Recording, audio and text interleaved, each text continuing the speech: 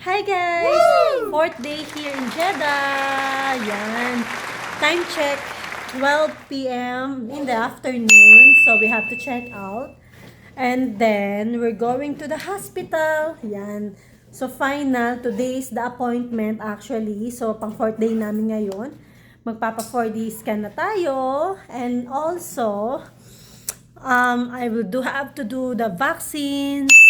What else? All the check-up for the babies. For the scan, yeah. For the scan, darling. And what else? Basta kung ano-ano pa. And after that, back to Taif na kami. Ayan guys, so mahaba-habang travel. It will be a productive day, long day. So good luck to us. Watch this. Habang nag-unpack po yung isa dyan, ayan, ang aking Diyosawa. Busy-busy siya. Perks of being pregnant. Nakaupo ka lang. Hahaha. Charot. Ayan guys. Seryoso yarn. Yun. And then, may naiwan pang pancakes doon actually guys. So, sabi ko kainin niya kasi ang mahal kayo ng food dito. Diba? Huwag tayo magsayang ng food. Yan. Nasa sasakyan na kami guys. Nakapag-check out na rin sa hotel. And then, yeah. Baka mag-Starbucks muna kami kasi 1:30 p.m. pa yung appointment. Ayun, so ang init, maginit. Tignan nyo ang labas, oh. Grabe init dito sa Jeddah, guys. Mas mainit pa. Kung mainit sa Pinas, mas mainit dito, promise. Anyway, good luck to us.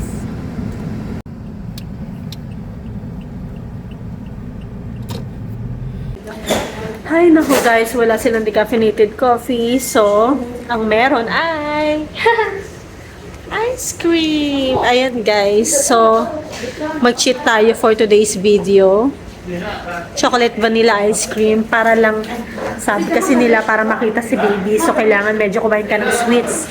Parang 30 minutes to 1 hour prior nung 4D ultrasound.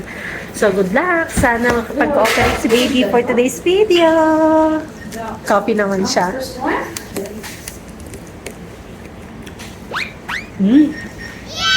You try, darling. Nice. As in.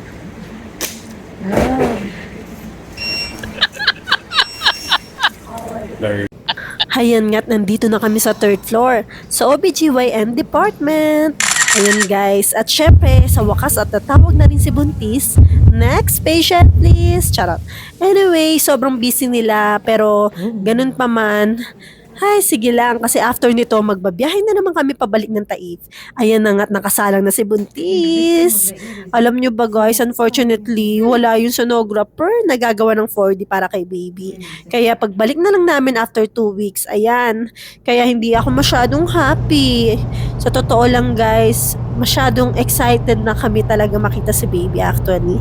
Pero ganun pa man, tiis-tiis lang, alam mo na, mapapapunta rin tayo dyan. Kaya kita nyo guys, so ginabi na rin kami hanggang makapunta na kami sa Taif. Well, ganun talaga, don't be sad Buntis. Ayan. So hanggang doon na lang guys. Thank you for watching my 4 days staying in Jeddah. God bless everyone. Bye!